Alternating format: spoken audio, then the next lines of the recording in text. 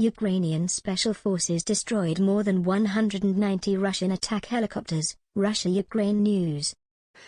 On account of Putin's fruitless plans, the Russian armed force keeps on experiencing perfect misfortunes.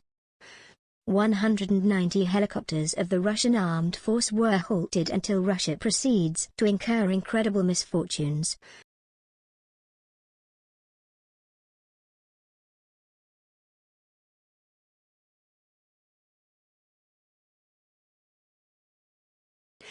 On Ukraine, armed force halted 190 helicopters of their Russian armed force.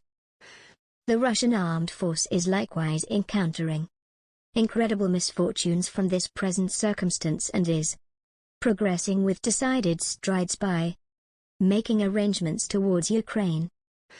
Ukraine adds accomplishment to Putin's prosperity, the way that it causes extraordinary misfortunes by misleading the military, adversely influences the Russian armed force.